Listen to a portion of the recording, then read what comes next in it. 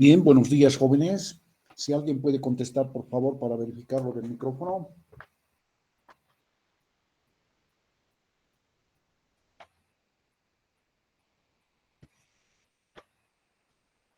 Aló, aló.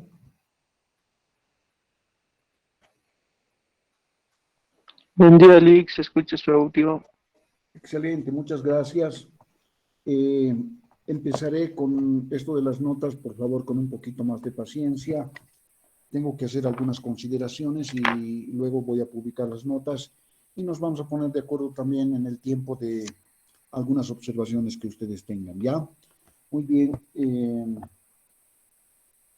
Bueno, la última clase, ¿qué es lo que hicimos la última clase? Si alguien puede recordarme, por favor.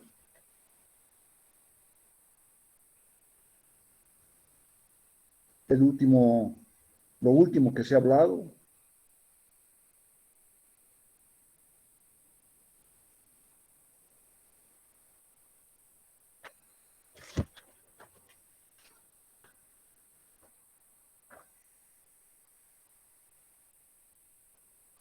Si alguien puede. Licio estaba hablando de la definición de dimensión, hasta ahí hemos quedado. Ah, ya, excelente. Muy bien, muy bien. Entonces, perfecto. No sé si demostramos algunos teoremas referente a esto de dimensiones.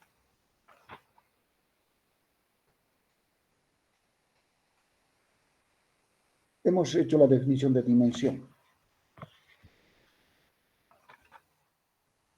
Excelente, ya, muy bien. Muchas gracias. Voy a compartir la pizarra digital. A ver, vamos a hacer un breve repaso. Bien, estarán observando la pantalla a cuadros. Excelente. Bien, hablamos sobre los siguientes conceptos. Conceptos, generadores, independencia lineal,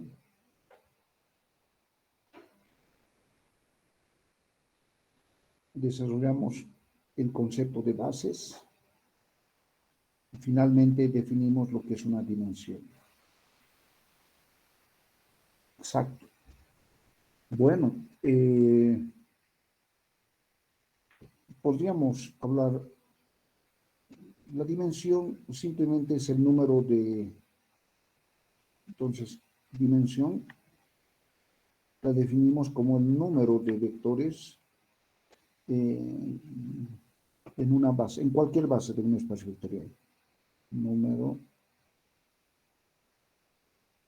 de vectores en una base para un espacio vectorial, ¿no?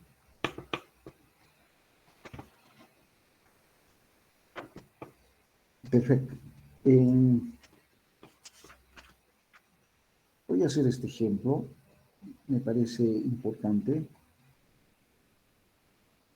Dice lo siguiente, determine una base y la dimensión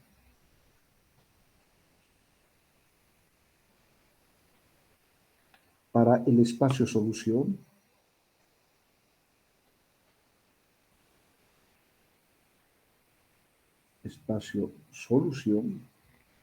del sistema homogéneo siguiente. Dos puntos, 2x1 más 2x2 menos x3 más x5 igual a 0 menos x1 menos x2 más 2x3 menos 3x4 más x5 igual a 0, x1 menos x2 menos 2x3 menos x5 igual a 0, x3 más x4 más x5 igual a 0. Este es un sistema homogéneo y queremos determinar una base, en principio, para el espacio solución de este sistema homogéneo. Y si tenemos la base, es fácil determinar la dimensión de la base, ¿no es cierto? La dimensión, perdón, del espacio solución del sistema homogéneo. Muy bien. Entonces, ¿cómo hacemos aquello? Tenemos que resolver este sistema, ¿no? Porque quisiéramos hallar una base para el espacio solución, ¿no? Bien. Bueno,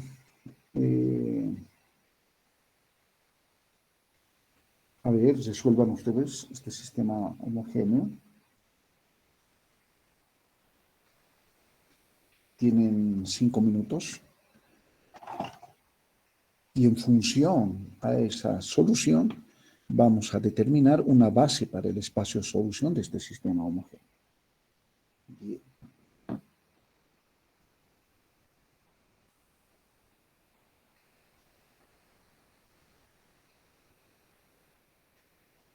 Es importante siempre que ustedes participen, ¿no?, de la clase, porque en la medida en que uno comience a resolver problemas es donde aprende la teoría, ¿no es cierto? Por eso es que les pido que ustedes resuelvan este sistema de ecuaciones lineales homogéneo. Eso quiere decir cuánto vale x1, cuánto vale x2, cuánto vale x3, x4, x5, ¿no es cierto?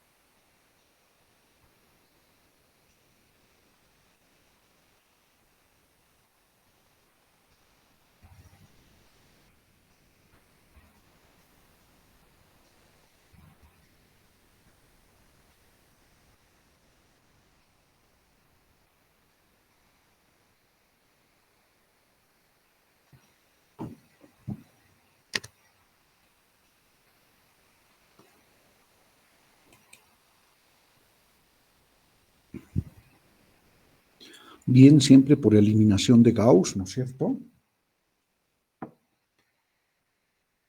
Bueno, a ver, yo tengo las siguientes soluciones. X1 igual a S1 menos T1, X2 igual a S, X3 igual a menos T,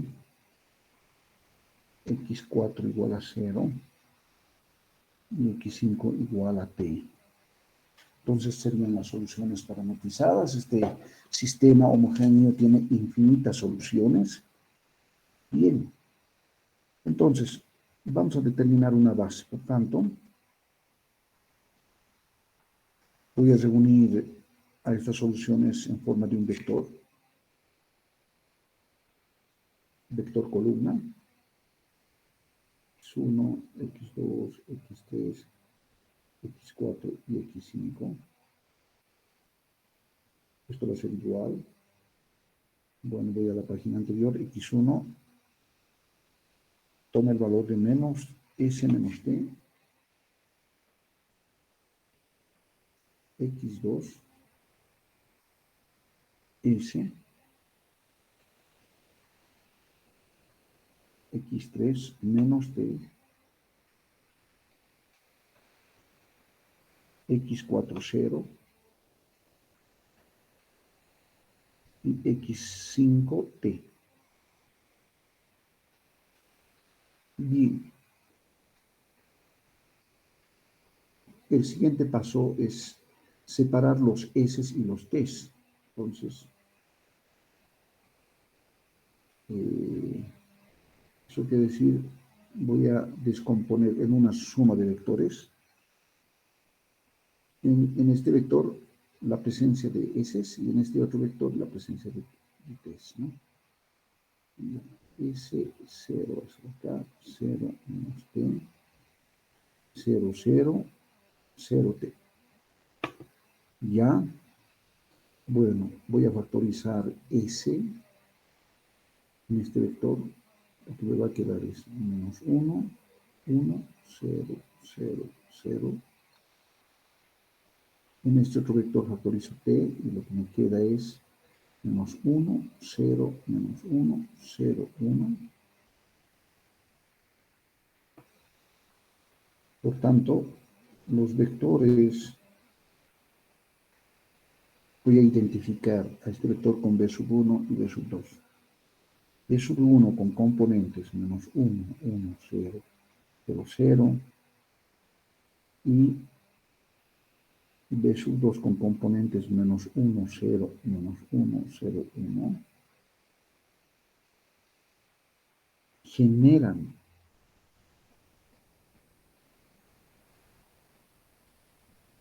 el espacio solución del sistema.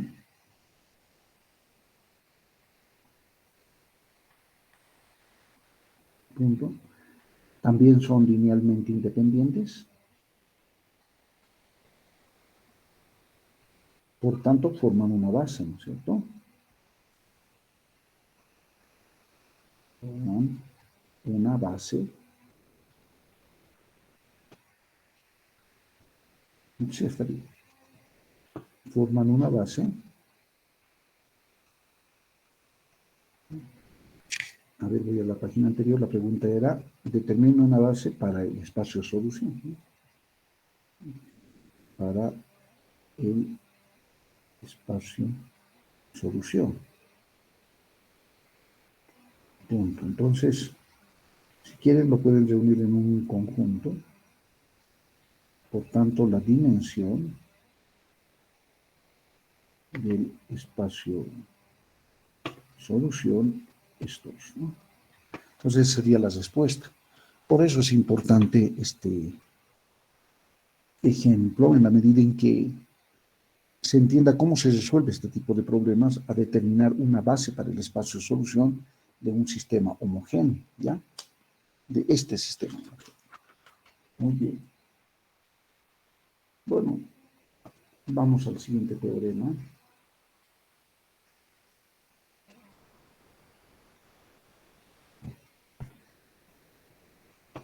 Inciso A. Si tenemos un S, el conjunto de vectores con elementos B sub 1, B sub 2, B sub n, es un conjunto de n vectores linealmente independientes.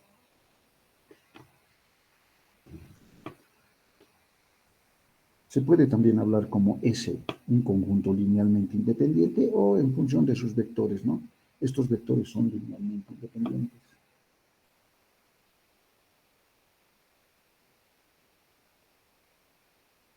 En un espacio vectorial B.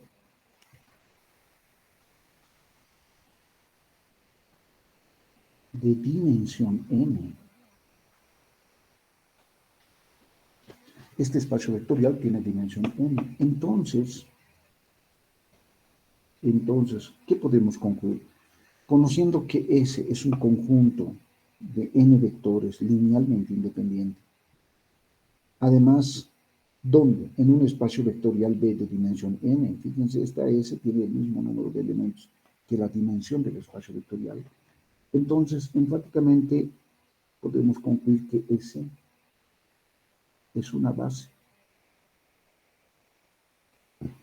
para el espacio vectorial B. Bien, lo interesante de esta propiedad es que la dimensión del espacio vectorial es n y esta S tiene casualmente n vectores también, además linealmente independientes. Por lo tanto, enfáticamente podemos concluir que S es una base para B. Eso es lo interesante, ¿no? Bien. Nuevamente, si S es el conjunto con n vectores. Es un conjunto de n vectores que generan, o este conjunto genera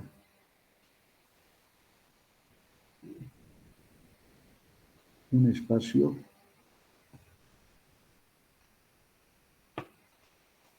B de dimensión n.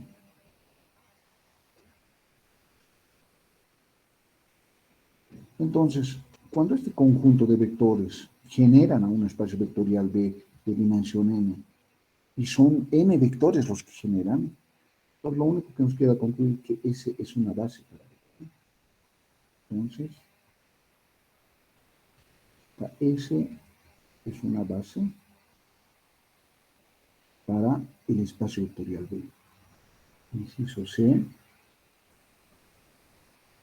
Si S es el conjunto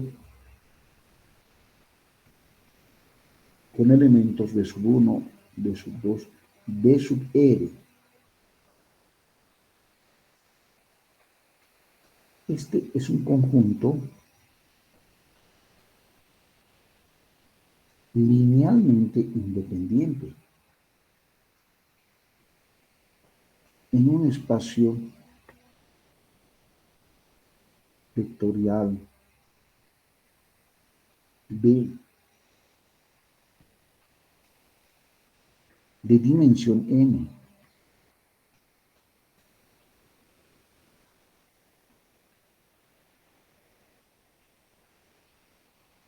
Tal es que el número de elementos de S, que es R, es más pequeño que la dimensión del espacio vectorial n. Entonces,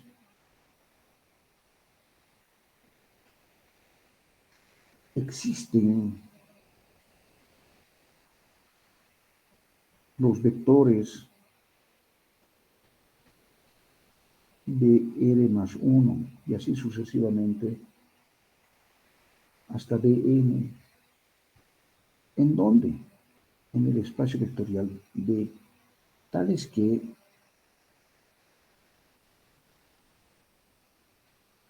este conjunto S conformado con E vectores en el principio que son linealmente independientes, podemos completar con estos vectores.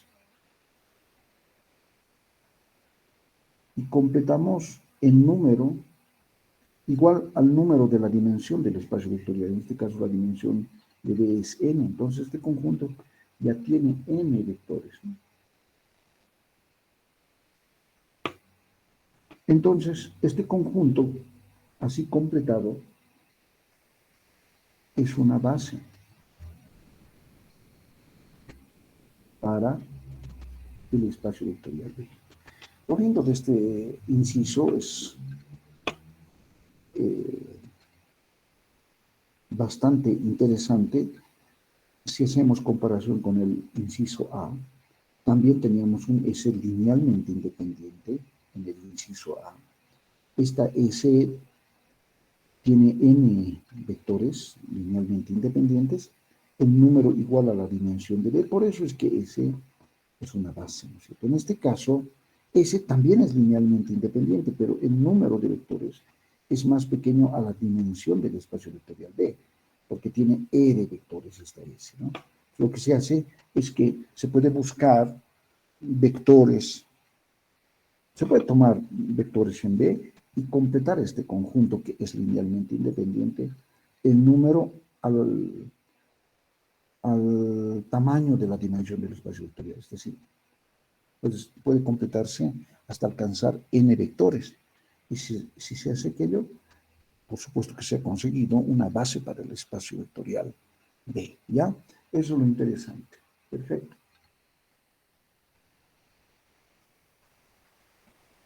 La prueba me la van a hacer ustedes. Voy a poner asterisco redondo. Bueno. Finalmente, para acabar este capítulo de espacios vectoriales, voy a trabajar el concepto de espacio de renglones y columnas de una matriz.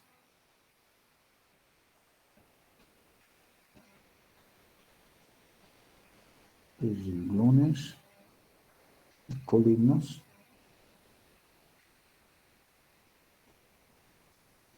de una matriz. Y lo que vamos a estudiar acá es el rango de una matriz, ¿no? Con esos conceptos. Y no es muy difícil, por supuesto. Bueno, vamos a la siguiente definición.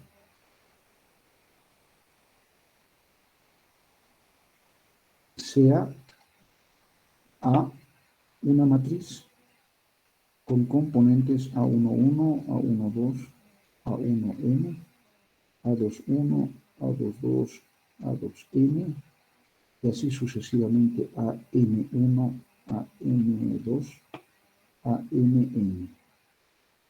Una matriz de tamaño n. Tiene n filas y n columnas, ¿ya? Bien, entonces, las componentes, estas componentes corresponden a la primera fila, ¿no? Por el índice nomás, ¿no? Segunda fila, enésima fila, por supuesto. Los podemos escribir como vectores a estas filas y R1 le voy a llamar a la fila 1 o renglón 1, ¿no? El renglón 1 de A está formado por las componentes A11, A12, A1n. ¿Cuántas componentes tiene?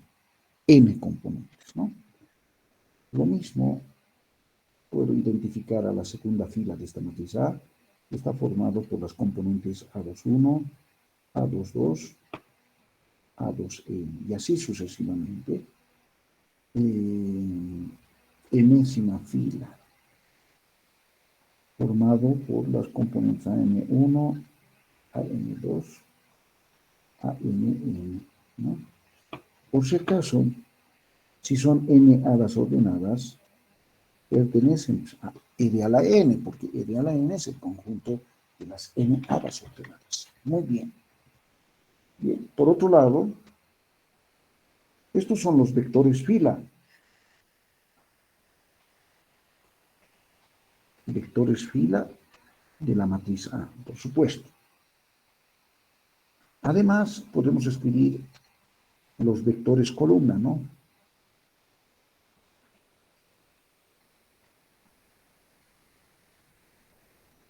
la matriz A van a estar formados por la primera columna, entonces el primer vector columna de A va a tener las componentes A11, A21, AN1, ¿no?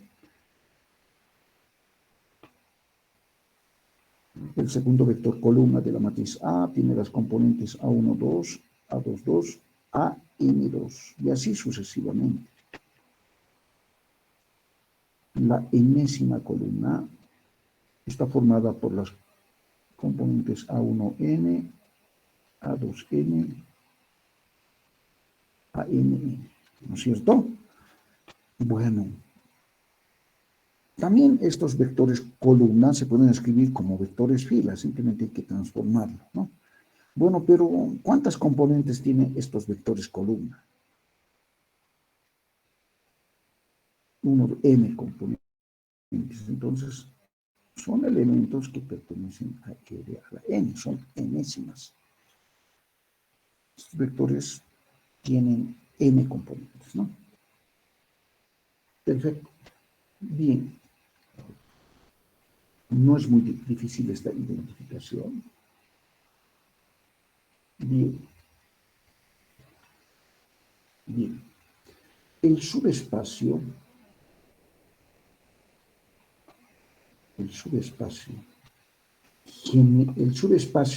de este espacio vectorial, de R a la N, generado por los vectores renglón, se llama, dos puntos, espacio de renglones de la matriz A. Espacio de renglones de A. Así es como se le llama al subespacio de Rn generado por los vectores renglón. Me refiero a estos. Estos son los renglones R1, R2, Rn, son los renglones de la matriz A. El subespacio generado por todos estos elementos recibe ese nombre, ¿no? Ya. Análogamente, ¿no? El subespacio de R a la M, generado por los vectores columna,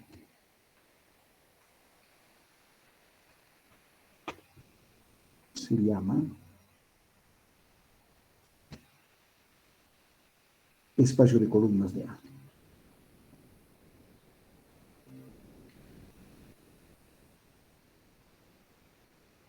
De la matriz.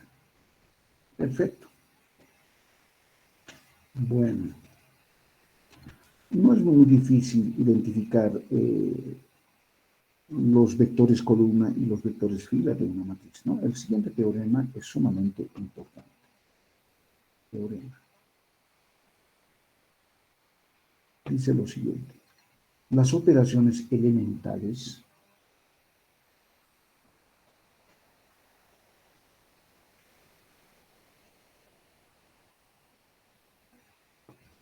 sobre los renglones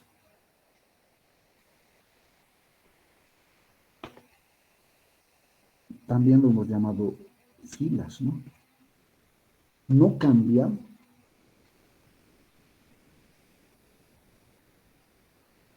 el espacio de renglones de una matriz.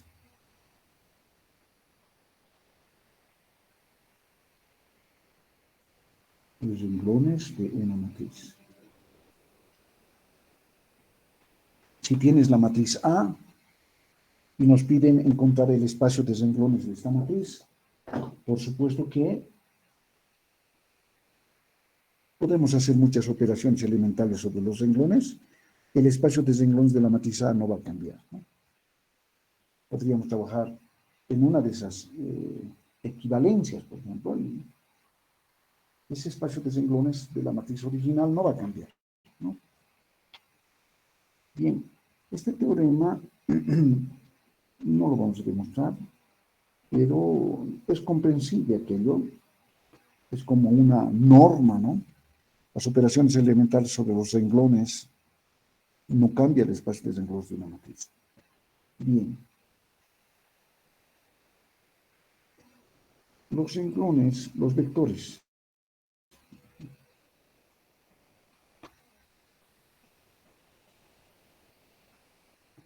Renglón diferentes de cero. Esto es bien importante. En una forma escalonada,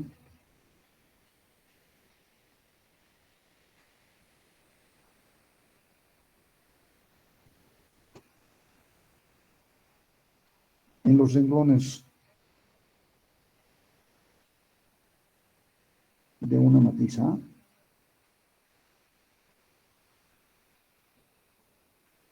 forman una base.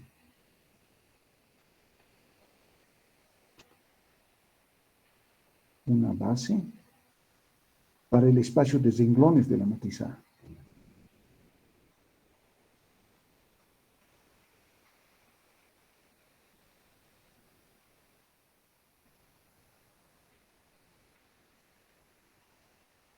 Matriz A. Este teorema sí es importante.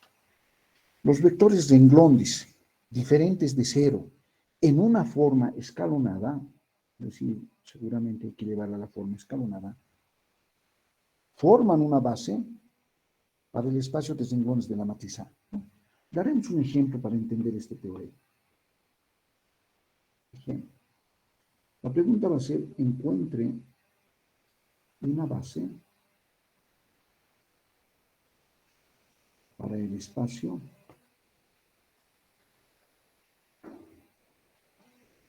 generado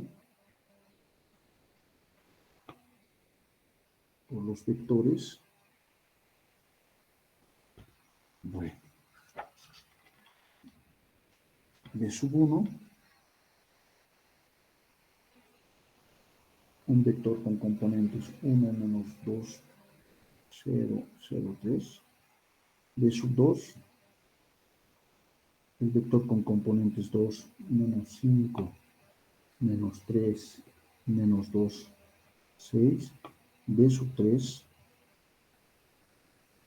0, 5, 15, 10, 0, b sub 4, 2, 6, 18, 8, 6. Bueno, entonces, ¿cómo resolvemos este problema? Encuentre una base, dice, para el espacio generado por estos vectores. Voy al teorema anterior. Los vectores renglón diferentes de cero en una forma escalonada, dice, forman una base para el espacio de renglones de la matriz A.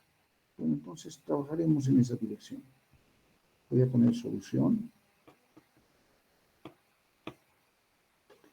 Indicaré lo siguiente. El espacio generado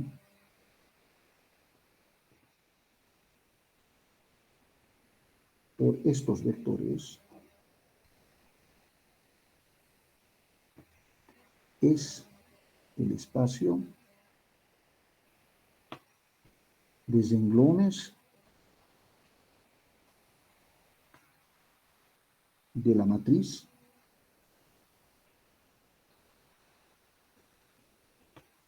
y formaré con estos vectores una matriz. Por ejemplo, B sub 1 va a conformar la primera fila de esta matriz. B sub 2 la segunda fila. B sub 3 la tercera fila. B sub 4 la cuarta fila. Entonces, si tú quieres encontrar una base para el espacio generado por estos vectores, es equivalente a encontrar una base para el espacio de renglones de esta matriz, ¿no? Entonces, en ese sentido, voy a la página anterior, utilizo este último teorema. Los vectores renglón diferentes de cero en una forma escalonada forman una base para el espacio de renglones de la matriz A, ¿no?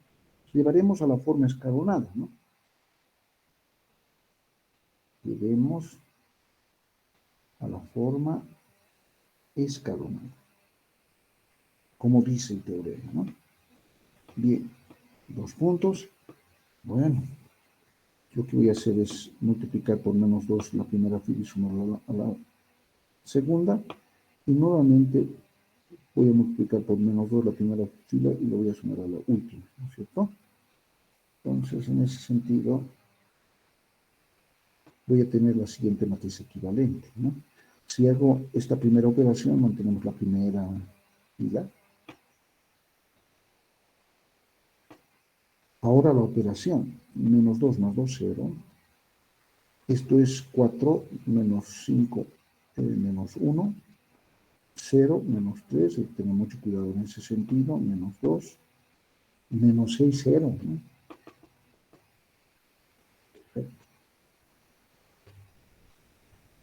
Bueno, esta fila, la tercera fila la mantenemos. Ahora la segunda operación respecto de la cuarta fila, menos 2 más 2, 0. 4, 10, 0, 18, 0, 8, menos 6 más 6, 0. Ya. Pero esto no es una forma escalonada, todavía nos falta, ¿no es cierto? Bueno, ¿qué hacemos ahora?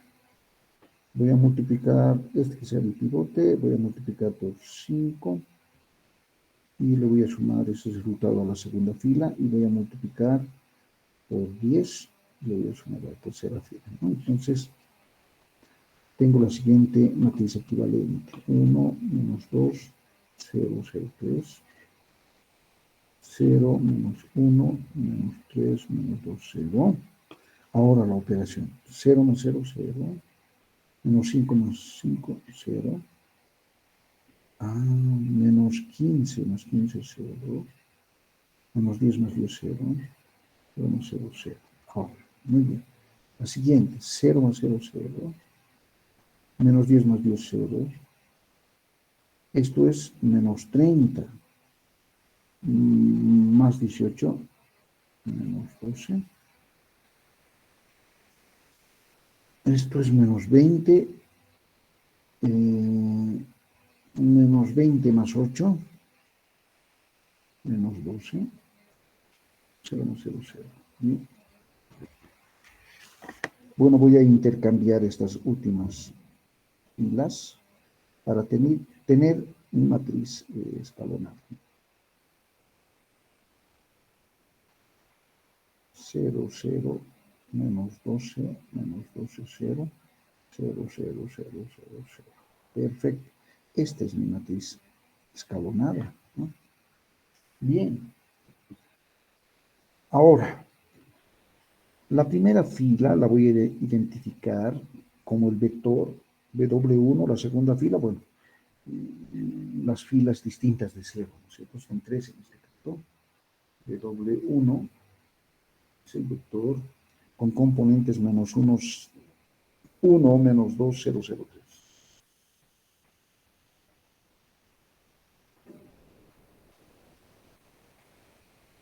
W2 es el vector 0, menos 1, menos 3, menos 2, 0.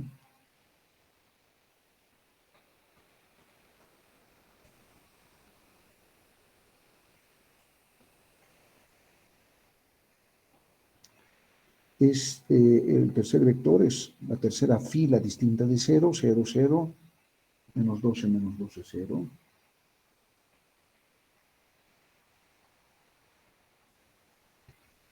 Bien, estos vectores forman una base.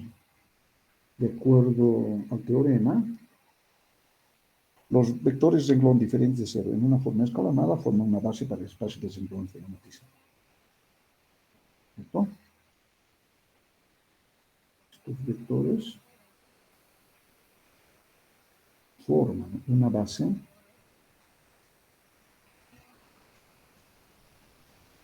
para el espacio de renglones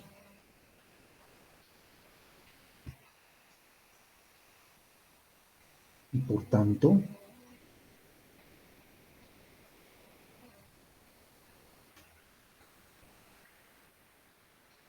una base el espacio generado por B sub 1, B sub 2, B sub 3 y B sub 4, que eran los vectores del problema, ¿no? Del problema. Ok. Entonces es así como se utiliza el último teorema, este teorema, para identificar de qué manera se puede obtener una base para el espacio de renglones de una matriz, ¿no? Y de manera análoga para el espacio de columnas. A ver, veremos un ejemplo más para este caso. Ejemplo, hallar una base para el espacio de columnas de la matriz A con componentes, bueno, primera fila, 3, 2, 5, 1, 0, 4, 4, menos 4. Ahora hay que hallar una base para el espacio de columnas, ¿no? Voy a la página anterior y observo el último teorema, los vectores renglón diferentes de cero en una forma escalonada forman una base para el espacio de renglones. Entonces no tenemos un teorema para el espacio de columnas, ¿no? Pero podemos volver a utilizar este teorema de la siguiente manera. Solución. Escribimos la transpuesta de esta matriz A. La transpuesta va a tener primera fila, primera columna, segunda fila, segunda columna, tercera fila, tercera columna. Entonces va a ser una matriz de tamaño 1, 2, 3, 4 filas con 3 columnas, ¿no es cierto? Podemos hallar para esta matriz una base para el espacio de filas de esta matriz, ¿no? Hallemos, hállese, ¿qué fue? Hallar mejor, ¿no? Hallar una base para el espacio de renglones, pero de la matriz A transpuesta. Cuidado, no piensen que es de esta matriz A, sino que estamos trabajando ahora. Hemos escrito la transpuesta de A, nuevamente esta es una matriz, podemos hallar una base para esta matriz, que es A transpuesta, ¿no es cierto? No es muy difícil, lleven a la forma escalonada, cuentan el número de vectores distintos de cero. Ese conjunto de vectores forman una base para el espacio de renglones de A transpuesta. Y finalmente, con ese análisis, vamos a dar respuesta al problema original de hallar una base para el espacio de columnas de la matriz A. A ver, encuentren, primero lleven esta matriz a la forma escalonada. Tienen 3 minutos. 8:57 más 3, 9. Tienen 3 minutos para llevar a la forma escalonada.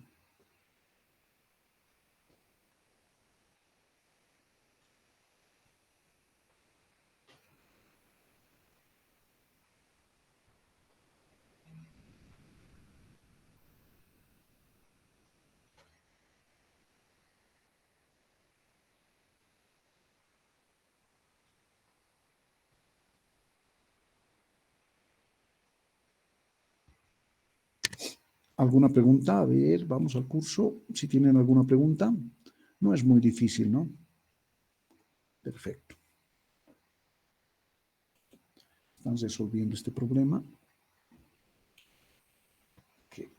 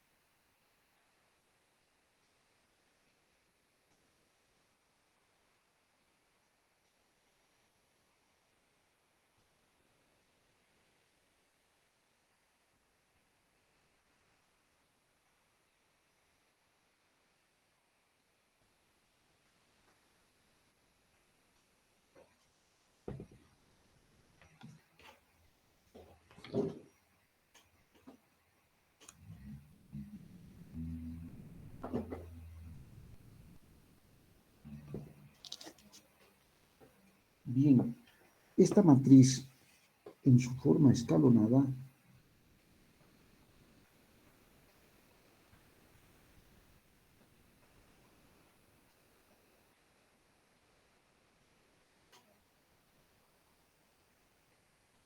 es la siguiente.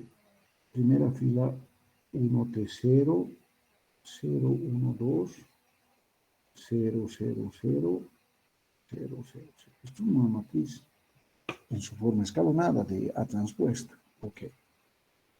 Entonces, estamos observando que hay dos filas distintas de 0. W1 indicaremos lo siguiente directamente. Los vectores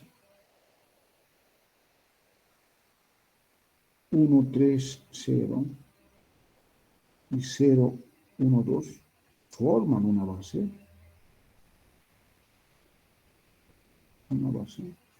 para el espacio de renglones, pero de la matriz A transpuesta.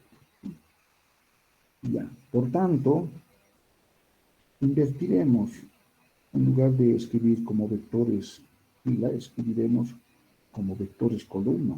Estos vectores. Entonces, estos vectores van a formar una base para el espacio de columnas de A. Forman una base para el espacio de columnas de la matriz A. Bueno, ya tenemos las bases, ¿no? Tanto para el espacio de filas, en el ejemplo anterior, ahora estamos resolviendo un problema para determinar una base para el espacio de columnas de la matriz A. Ya muy bien, no hay mucho problema al respecto. Perfecto. Si tienen alguna pregunta. No es muy difícil, ¿no? Es simple identificación.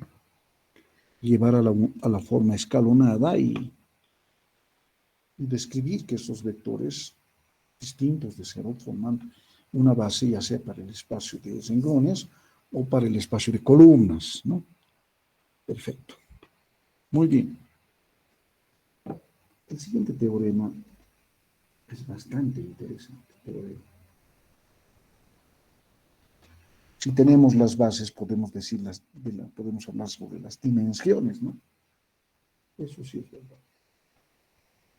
Si A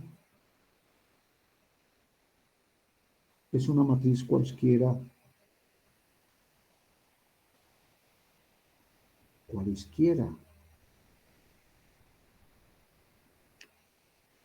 entonces el espacio de renglones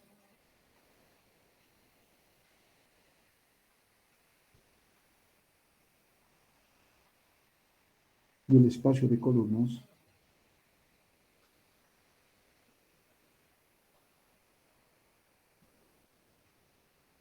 de esta matriz A tiene la misma dimensión.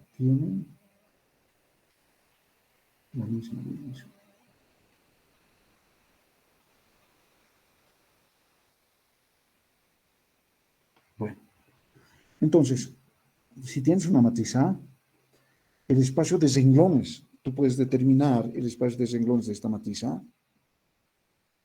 Bueno,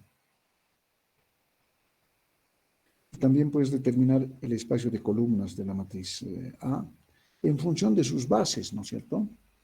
Hemos hecho ejercicios en los ejemplos anteriores a determinar una base para el espacio de renglones, una base para el espacio de columnas, ¿no? Y cuando tú trabajas estos dos conceptos de bases para renglones como para el espacio de columnas en una sola matriz, bueno, las dimensiones de estas bases dicen que es la misma, ¿no? Tienen la misma dimensión, ¿no? Bien, daremos un ejemplo. Bien. Sea A la matriz con componentes 1, 0, 1, 1, 3, 2, 5, 1, 0, 4, 4 menos 4.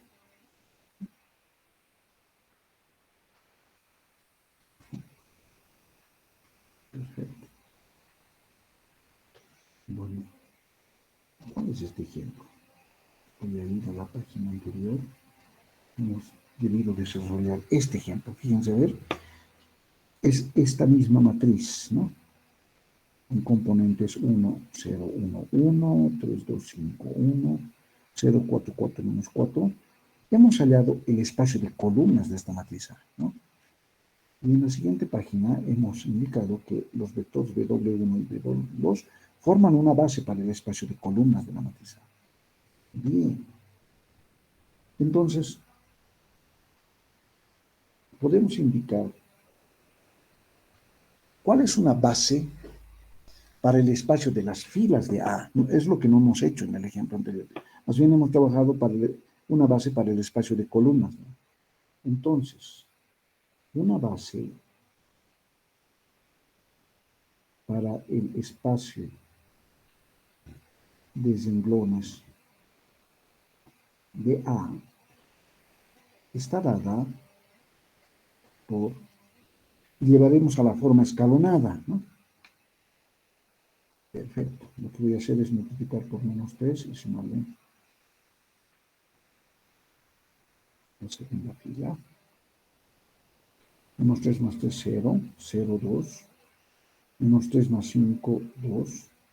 Menos 3 más 1, menos 2. Y lo demás repetimos, ¿no? Bien. Bien. Voy a multiplicar por menos 2 y sumarle a la tercera fila, ¿no? Tengo 1, 0, 0, 1, 0, 2, 2 menos 2. Ahora la operación. 0 más 0, 0, menos 4 más 4, 0, menos 4 más 4, 0, más 4 menos 4, 0. ¿Cierto? Estos vectores,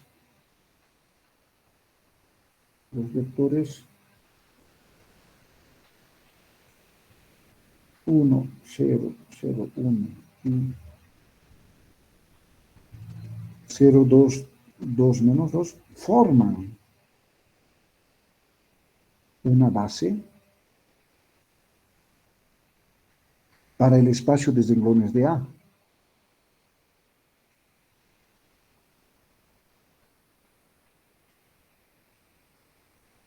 Renglones de la matriz A. Por lo tanto, la dimensión es el número. Tiene dimensión 2, ¿no es cierto? Bien, voy al ejemplo anterior. Cuando trabajábamos con la misma matriz y determinábamos aquí una base para el espacio de columnas de la matriz A. Y determinábamos que estos dos vectores, W1 y W2, forman una base para el espacio de columnas de A. Por lo tanto, la dimensión también va a ser 2, ¿no es cierto? Sabemos que la dimensión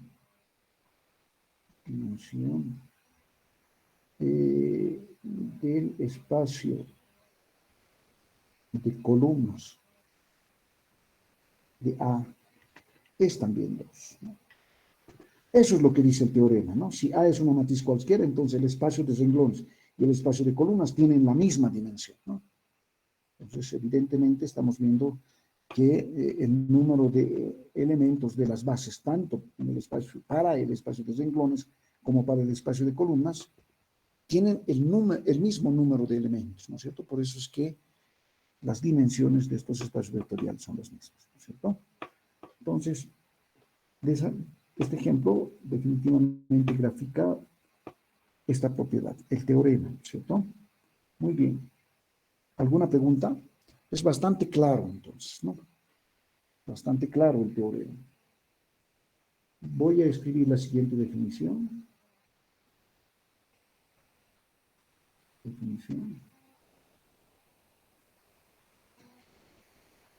La dimensión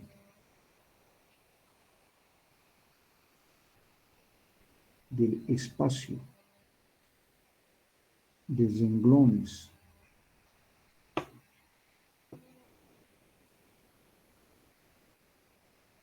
columnas de una matriz A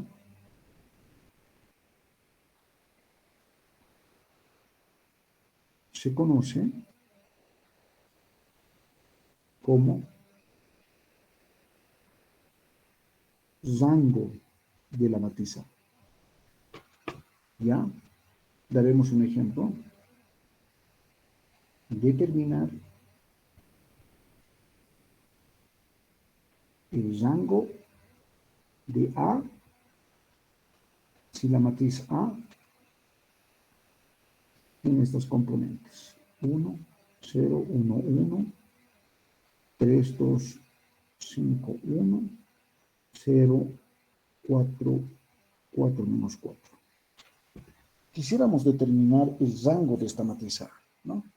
La definición dice lo siguiente, que la dimensión del espacio de renglones y de columnas de esta matriz es el rango de la matriz A, ¿no? Es como encontramos la dimensión del espacio de renglones. Por supuesto que en los ejemplos anteriores hemos trabajado a determinar la dimensión del espacio de renglones. En el anterior ejemplo dijimos, a ver, repasaremos, dijimos que la dimensión del espacio de columnas, por ejemplo, de A es 2, y la dimensión del espacio de renglones también es 2, ¿no es cierto? Por el teorema, por este teorema que estamos viendo en esta página, es que A es, si es una matriz cualquiera, el espacio de renglones y el espacio de columnas tienen la misma dimensión, ¿no? Bien, ¿y cómo resolvemos entonces este problema? Solución. Para determinar el rango de esta matriz, simplemente llevamos a la forma escalonada. Contamos el número de vectores distintos de 0. Ese número es el rango de esta matriz, ¿no? Entonces, solución. Veamos la forma escalonada de la matriz A, los puntos. Entonces, hemos hecho ya las operaciones correspondientes. Voy a multiplicar por menos 3 la primera fila y lo voy a sumar a la segunda. Menos 3 más 3, 0, 0, 2. Menos 3 más 5, 2. Menos 3 más 1, menos 2, ¿no? Bien, todo lo demás copiamos. Como tengo que llevar a la forma escalonada, voy a multiplicar por 2 y le voy a sumar a la tercera fila. Entonces, vamos a tener la siguiente matriz. 0 más 0, 0. Menos 4 más 4, 0. Menos 4 más 4, 0. 4 menos 4, 0. Por tanto, vamos a indicar que el rango de la matriz A, en este caso es 2, por el número de filas distintos de 0, ¿no? No necesitamos calcular una base para el espacio de columnas. Ya por el teorema anterior sabemos que las dimensiones de estos espacios vectoriales es la misma, suficiente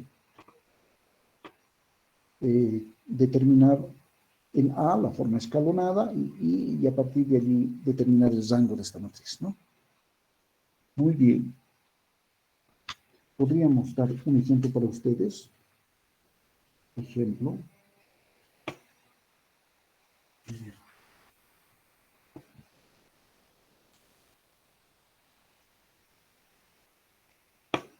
Calcular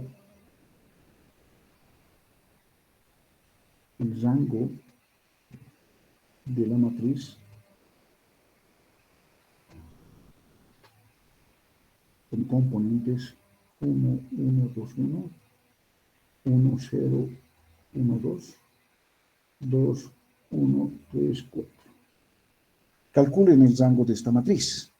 Entonces, pongan solución, ¿no? El camino es llevar a la forma escalonada, contar el número de vectores distintos de 0. Ese es el rango de esta matriz, ¿no? Estoy hablando de una matriz de 3 filas con 4 columnas, ¿no? Calculen, por favor. Tienen 5 minutos. Y me dicen cuánto es el rango. 9 y 13, más 5, 9 y 18. Muy bien.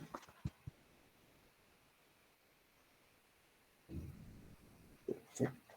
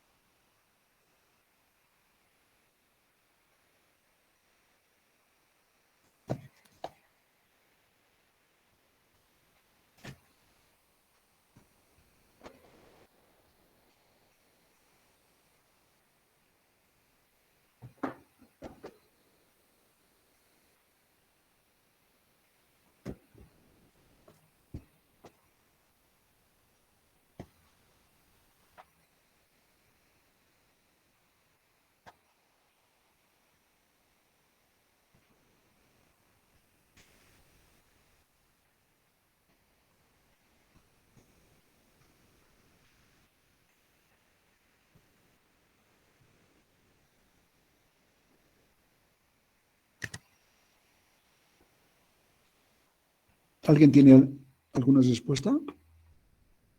¿Cuánto es el rango de esta matriz? Rango 2, Lice. Ya, excelente. Veremos, esperaremos qué dicen sus compañeros. Es muy simple llevar a la forma escalonada y contar el número de filas distintas de cero. ¿Qué indican los demás?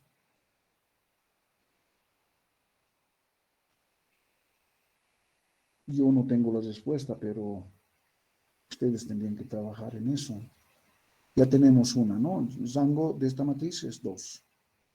¿Cierto? ¿O alguien tiene alguna respuesta contraria?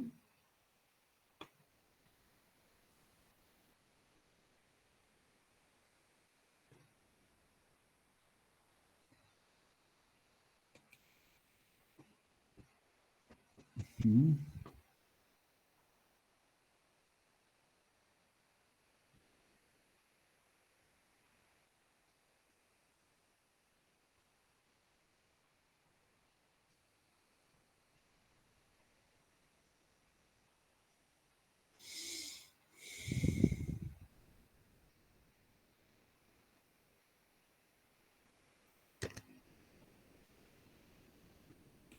¿Alguien más tiene alguna respuesta?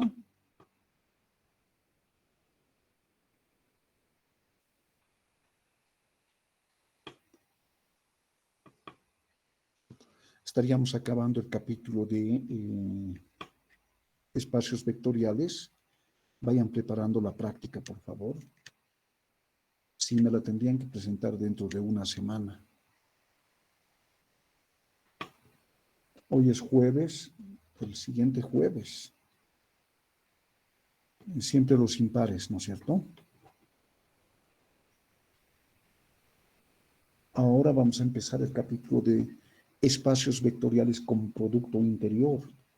Entonces, si ven en la práctica que hay el concepto de espacio vectorial con producto interior, eso todavía no lo realizan, ¿no? Terminamos este capítulo y sí pueden hacer los ejercicios de esa parte, ¿no? Ya. ¿Cuánto es el rango de esta matriz? Voy a anotar lo que dijo su compañero.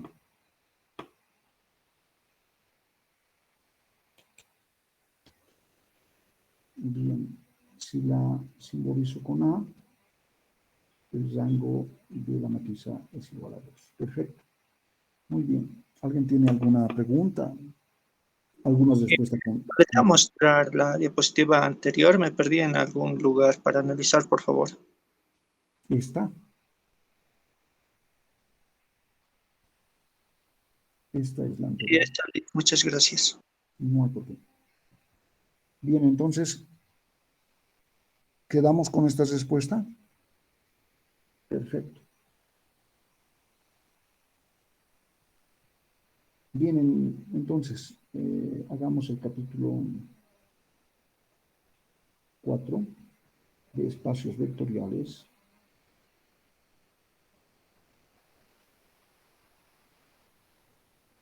Con producto interior. Muy bien. Bien. ¿Cuál es la definición de un espacio vectorial con producto interior? Sea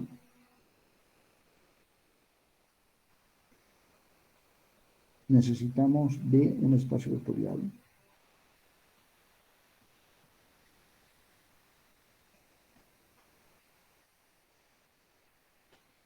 bien, un espacio, un producto interior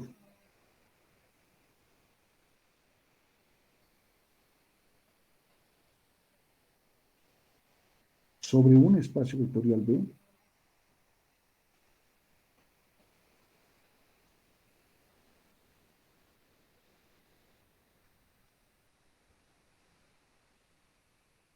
es una función.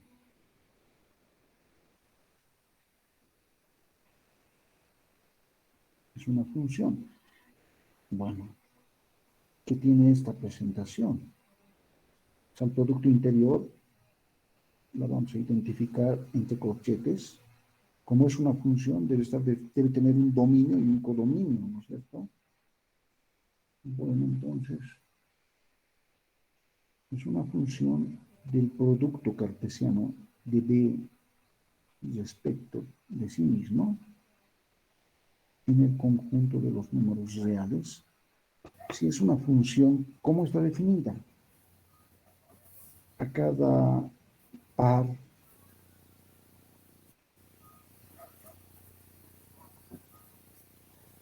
B por B es el conjunto de pares ordenados, ¿no es cierto? Le aplicamos la función. Esta función entre corchetes se va a ver así y va a ser un número real, ¿no? Entonces, este es un producto interior tal es que esta función satisface las siguientes propiedades.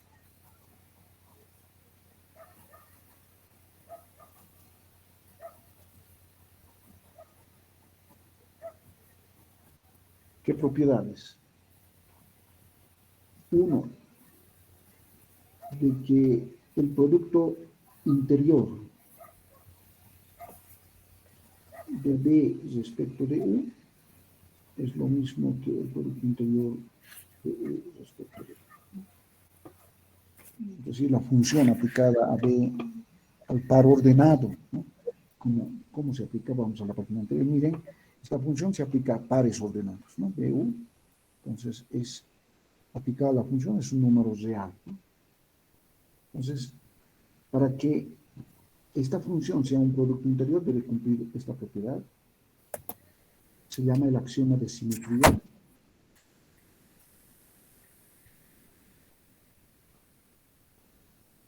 Dos, que ahora B más B doble respecto de U va a ser igual a una especie de distributividad de esta función, ¿no?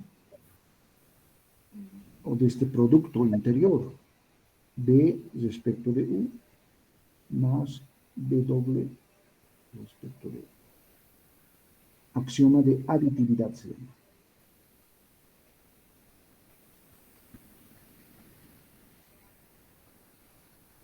Tres,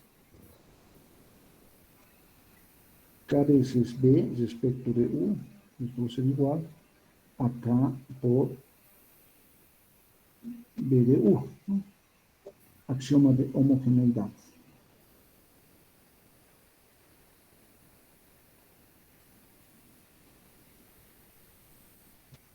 Y finalmente, esta cuarta propiedad, si tienes B respecto de B, este producto interior siempre va a ser mayor o igual que 0.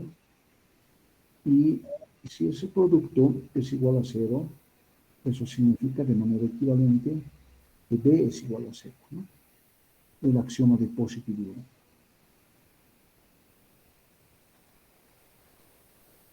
Por tanto, esta función, entre paréntesis angular, definida de esta forma y que satisface estas cuatro propiedades, es un producto interior, ¿ya? Por tanto, esta función, entonces no tenemos así. Por tanto, la función entre paréntesis angular es un producto interior. Es un producto interior definida en un espacio vectorial. Es una función que verifica estas cuatro propiedades, ¿no? Pueden haber muchas funciones definidas en un espacio vectorial, pero si no verifica estas cuatro propiedades, no va a ser un producto interior. Una función que verifique estas cuatro propiedades va a ser un producto interior en un espacio vectorial. ¿Ya? Ok. Muy bien, creo que alguien tiene su micrófono abierto. Que, bueno, volvemos a cosa. Daremos un ejemplo. Ejemplo. Y el primer ejemplo de producto interior sobre un espacio vectorial es el producto punto. A ver, veremos. En L2, este es un espacio vectorial. Es el conjunto de pares ordenados, ¿no es cierto? Bien. Sean, voy a decir U, voy a utilizar las letras de la definición, B, un par ordenado, que es un elemento de R2, y U, un par ordenado, que también pertenece a R2, ¿ya? Bien. Entonces,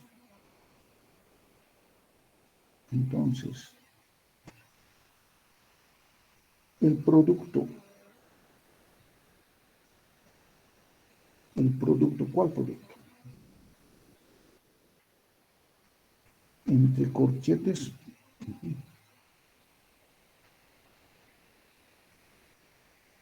el producto de estos dos vectores, identificada como B punto U y definida como la suma del producto de las primeras componentes de estos vectores más el producto de las segundas componentes de estos dos vectores. Es decir, este producto punto, definida de esta manera, identificada como producto angular, ¿no es cierto? Puedo poner el producto angular para identificar que todavía no es un producto. Tengo que demostrar que es un producto interior. Producto interior.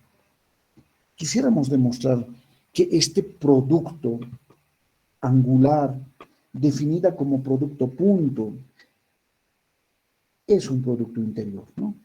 Esta definición de producto punto es especial, fíjense, es la suma del producto de las primeras componentes de los vectores B y U, más el producto de las segundas componentes de estos vectores, ¿no? Entonces, así como se define este producto punto, es muy conocido con ese nombre, y voy a demostrar que es un producto interior. Es decir, para que un producto angular sea un producto interior, tiene que verificar estas cuatro propiedades, ¿no es cierto? Perfecto. Bien, entonces, prueba. La primera propiedad es el de la simetría, ¿no? 1. Tengo que demostrar, por demostrar, que el producto angular de B respecto de U es lo mismo que el producto angular de U respecto de B. ¿Están de acuerdo? Eso es lo que quisiéramos demostrar para verificar que evidentemente este producto cumple el axioma de simetría. Muy bien. En el fondo, si bien este producto angular la he identificado con producto punto, quisiéramos demostrar esta igualdad, ¿no?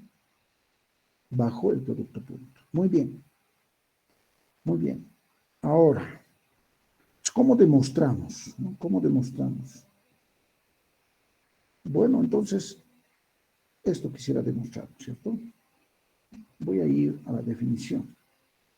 Claro que estos productos angulares la estoy identificando con producto punto. Muy bien. ¿Cómo demuestras una igualdad? Partes del primer miembro. ¿No es cierto? Pero el producto angular de B respecto de U, esto es lo mismo que el producto punto de B respecto de U, y esto es igual, y aquí está la definición, ¿no? Identificando siempre que B es el par ordenado con componentes de sub 1 y de sub 2, y U es el par ordenado con componentes U sub 1 y U sub 2, ¿no? Son elementos de R2, ¿no? Ambos. Ok. Pues en ese sentido, no es más que el producto de B1 por U sub 1 más B2 por U sub 2, ¿no es cierto? Ustedes saben bien que estos factores son números reales, porque las componentes de un par ordenado son números reales. Los puedes conmutar, ¿no?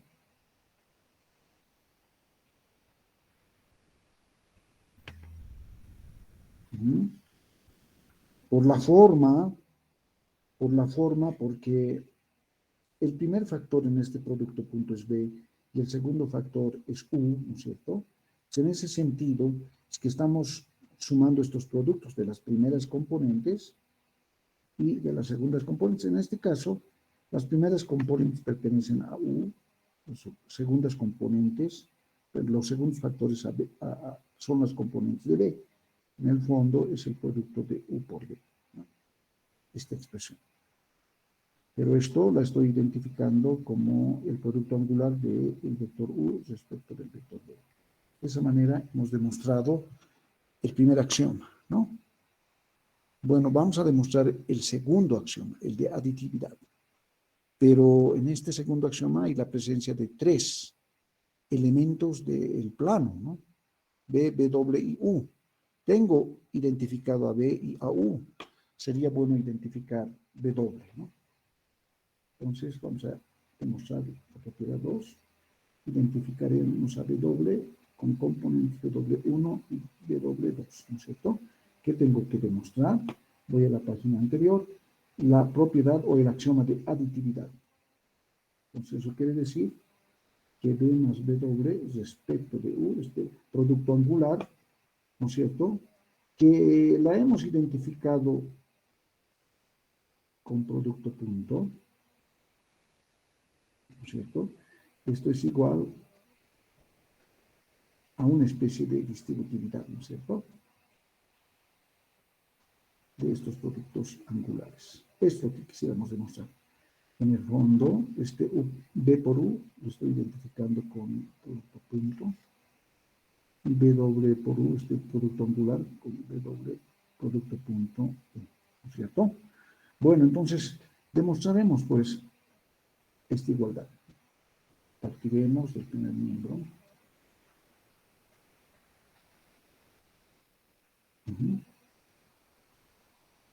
Esto es igual. Hemos identificado como producto punto, ¿no? Esto es igual. Pero B más W, eso sí, B es el par ordenado con componentes de 1 de 2. Y W es el par ordenado con componentes de W1, de W2. Producto punto U, esto es igual. Pero aquí hacemos lo que está entre paréntesis. Previamente, la suma de pares ordenados es un par ordenado que se obtiene al sumar componente a componente de manera correspondiente. Producto punto con U, y U tiene estos componentes, ¿no? Entonces, cuando multiplicamos dos pares ordenados bajo el producto punto, bueno, aquí no los han definido, ¿no? Estoy multiplicando este par ordenado con este par ordenado bajo el producto punto, y no es más que la suma del producto de las primeras componentes de estos vectores más el producto de las segundas componentes de estos vectores. Es lo que haremos acá, ¿no? Siguiente paso. Entonces, esto es igual el producto de B1 más B1, W1. Voy a la página anterior, pero este producto es el que conocemos, el común, entre paréntesis U1 más este componente multiplico por U sub 2, ¿no es cierto? Pero este es un producto sobre una suma de números reales, por supuesto. Puedo distribuir, esto sí puedo distribuir. B1 por U sub 1 más BW1 por U sub 2 más, y análogamente acá, B2 por U sub 2 más BW2 por U sub 2. ¿Dónde tengo que ir a esta expresión, no? Bueno, entonces, ok, voy a asociar.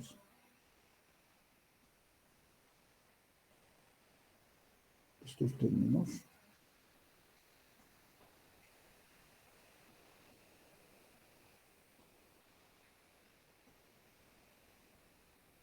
Pero este es el producto de B por U, ¿no es cierto? Porque es la suma de las primeras componentes del vector B y de U, y este es el producto de las segundas componentes de B por U, ¿no es cierto? De B y U, más acá igual W por U. Sería. Hago las identificaciones correspondientes.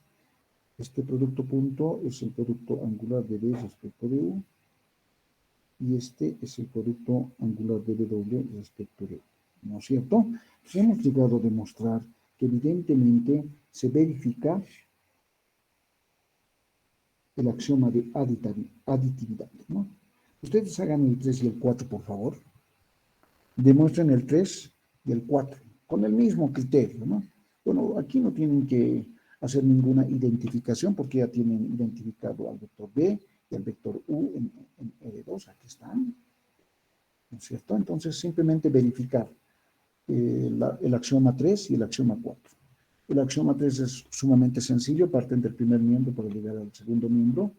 Y si verificamos el axioma 4 más, podemos decir que este producto angular, identificado como producto punto, es un producto interior, ¿no es cierto? Es un producto interior. Bien, entonces voy a la siguiente página. Verifiquen el inciso, la propiedad 3 y la propiedad 4. Tienen 5 minutos, no, 3 minutos para la 3 y otros 3 minutos para la 4. A ver, les voy a dar, wow, sí, 6 minutos. Y creo que con eso sí podríamos ponernos de acuerdo y terminar la clase, ¿no? Concéntrense en la propiedad 4, por favor. La 3 es fácil, no hay ningún problema. Inclusive podemos decir que la 3 está demostrado. Concéntrense en la propiedad 4. ¿Cuál es la propiedad 4? A ver, demuestren la propiedad 4. Demuestren que el producto angular de un vector B consigo mismo es mayor o igual que 0 y, por otro lado, esa equivalencia también demuestren. Bien, tienen 5 minutos. Vamos a quitar un minuto a los dos problemas. Ya estamos aceptando la propiedad 3. Concéntrense en la propiedad 4, por favor.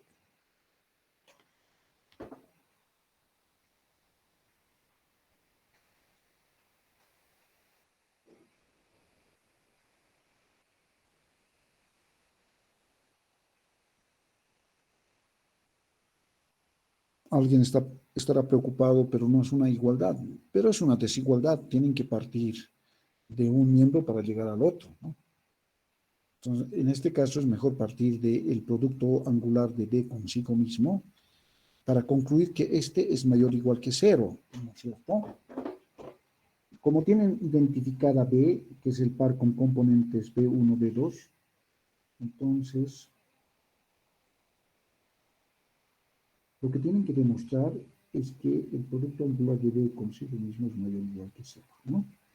Entonces, lo que hacen es lo siguiente. Parten de este miembro, pero esto lo están identificando con B, producto punto de B, pero si quieren pueden utilizar esta identificación a B como el conjunto de, bueno, como el par ordenado con componentes B1, B2. Ahora bien, pero sabemos cómo está definida el producto punto para pares ordenados. Voy a la página anterior. Aquí está la definición. No los dan, ¿no? Porque eso es lo que queremos verificar, que evidentemente es un producto interior. Es la suma del producto de las primeras componentes. B1 por B1 es B1 al cuadrado, más el producto de las segundas componentes al cuadrado. Pero B sub 1 y B sub 2 son números reales, ¿no? Bien. Un número real elevado al cuadrado siempre es mayor o igual que 0. Bueno, es la suma de números reales elevados al cuadrado. Entonces siempre es mayor o igual que 0. ¿No? Está demostrado la propiedad, ¿no? Si B1 vale menos 1 y B2 vale menos 2, eleven al cuadrado siempre va a ser mayor o igual que 0. ¿Cuál sería el caso más crítico? Que ambos sean ceros, pero elevado al cuadrado es mayor o igual que 0. Excelente. Ya. Voy a la página anterior. Y finalmente tengo que demostrar esta implicación. Entonces, como es un sí solo sí, dos sentidos de flecha, ¿no? Primero, por demostrar, en este caso, si este producto escalar, producto angular es igual a 0, entonces voy a verificar que B es igual a 0 y al revés, ¿no? Si B es igual a 0, entonces va a ser 0. Bien, voy a partir de la hipótesis. Pero sabemos por esta parte que me refiero a B1 al cuadrado más B1, B2, ¿no? B2 al cuadrado es igual a 0. ¿Cómo demuestro que B es igual a 0? ¿No? ¿Qué quiere decir demostrar que B es igual a 0? Estamos hablando del par ordenado 0, perdón, B1, B2 igual a 0. Eso quiere decir que B1 es igual a 0 y B2 es igual a 0. Quisiéramos alcanzar una expresión de este tipo, ¿no? Donde B1 es igual a 0 y B2 es igual a 0, para decir que B, evidentemente B, que tiene componente B1 y B2, es 0, ¿no? Si sustituyes, pues, se da en esas condiciones. Bien, pero cuando esta igualdad es verdadera, es cierta, cuando la base de estas potencias, en ambos casos, son ceros, porque si no fuesen ceros, no se va a cumplir esta igualdad, ¿no? Si alguno de estos es distinto de 0, no se va a cumplir esta igualdad. Pues tienen que ser tanto B1 y B2 ceros, ¿no? Entonces, evidentemente, si ambos es 0, tú puedes formar este vector con estos números y tener el vector con componente 0, 0. Y estás demostrando la tesis, ¿no? Análogamente esto, por lo tanto, ¿no es cierto? El vector, perdón, el producto punto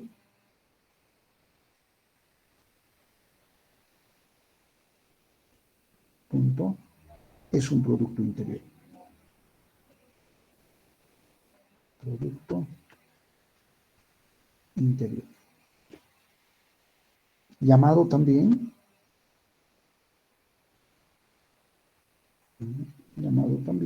al producto punto se le llama muchas veces producto euclidiano.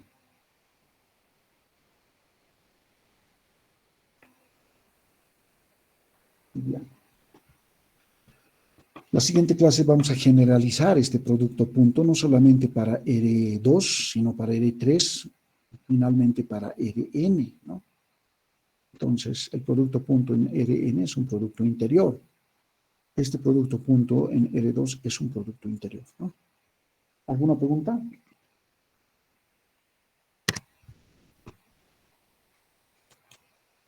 Muy bien. Entonces, prepararé las notas y nos vamos a reunir en algún momento, ¿ya? Que tengan un buen fin de semana y el día martes estamos en clases, ¿ya? Hasta luego a todos. Hasta luego, licenciado. Hasta luego, licenciado. Hasta luego, licenciado. Gracias, licenciado.